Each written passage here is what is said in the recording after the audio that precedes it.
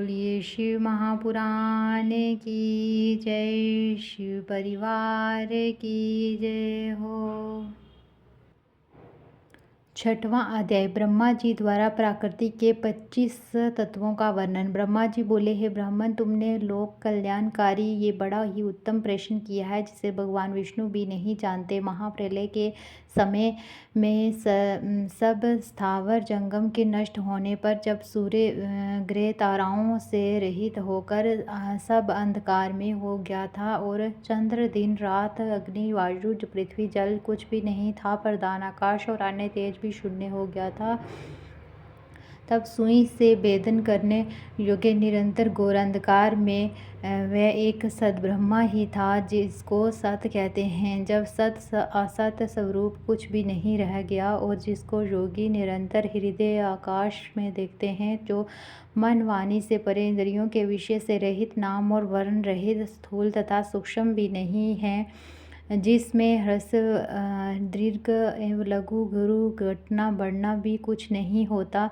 श्रुति भी जिसकी सत्ता को चकित होकर कहती है, वह सत्य ज्ञान और अनंत स्वरूप तथा परमानंद परम पुरुष हैं, जो ज्ञान में और शोभाएं युक्त हैं, जो अमूर्त परतत्व है वही सदाशिव की मूर्ति है। इसी को पंडित अर्वाचीन और प्राचीन ईश्वर की मूर्ति कहते हैं। उसने अपने शरीर से स्वच्छंद शरीर वाली कभी नाश न होने वाली शक्ति प्रकट की। वही प्रधान प्रकृति, वही गुणवती माया और वही विकार से रहित बुद्धि तत्व जननी माता कहलाई।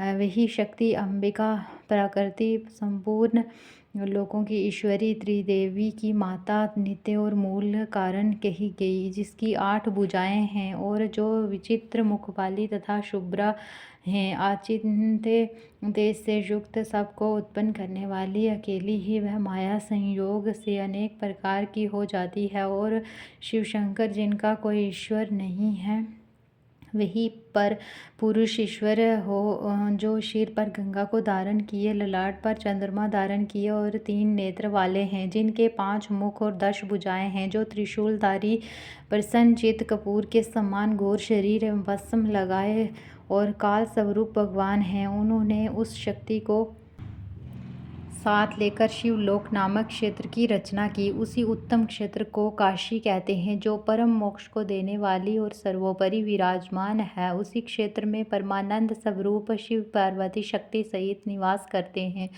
हे मुने, प्रलय काल में भी वह क्षेत्र शिव पार्वती से रहित नहीं होता और इसी से इसको अविमुक्त कहते हैं। धनुषधारी शिवजी ने पहले इसमें एक आनंद वन बनाया था। उस आनंद वन में शिवा शिव के रमन करते रहने पर हे नारद जी, उन्हें किसी दूसरे पुरुष के निर्माण की इच्छा हुई और उन्होंने सोचा कि हम इसका भार किसी दूसरे पर देकर शांति से काशी में केवल शयन करें।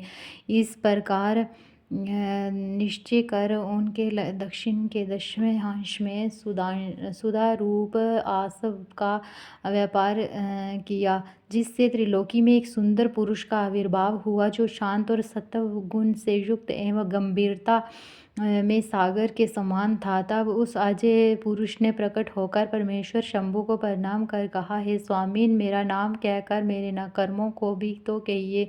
ये सुनकर प्रभु शिवजी हंसकर बोले कि सर्वत्र व्यापक होने से जगत में तुम्हारा विष्णु नाम प्रसिद्ध होगा तथा भक्तों को सुख देने वाले तुम्हारे और भी बहुत से नाम होंगे। तुम परम कार्य साधन के लिए दृढ़ता से तप करो। ऐसा कहकर शंकर जी ने अपने श्वास मार्ग से वेदों को दिया।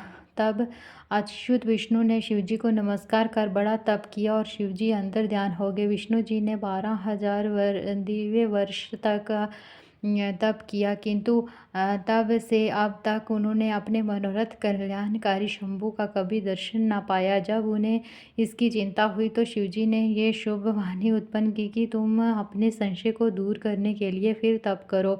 विष्णु जी ने फिर बहुत दिन तक घोर तप किया। तब शिवजी की माया से विष्णु के शरीर से अनेक प्रकार की जलधाराएं निकली और वह सब जल शून्य में व्याप्त होकर फिर ब्रह्म रूप हो गया, जिसके स्पर्श से पाप नाश होते हैं। फिर तो वह पुरुष विष्णु जी थक कर प्रसन्नता से बहुत काल तक मोहित हुए और स्वयं ही उस जल पर सो गए। उसी समय उनका श्रुति सम्मत नारायण नाम भी हुआ और प्राकृतिक पुरुष के बिना उस समय कुछ भी नहीं था।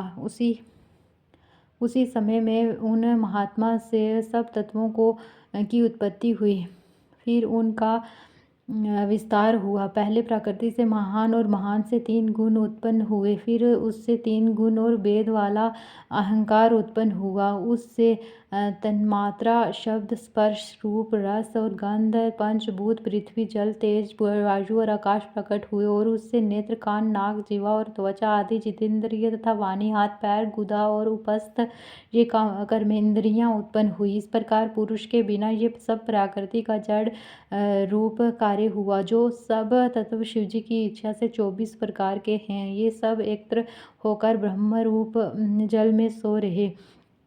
इति श्री शिव महापुराण द्वितीय रुद्र संहिता का 6वां अध्याय। बोलो शिव महापुराण की जय, शिव परिवार की जय हो।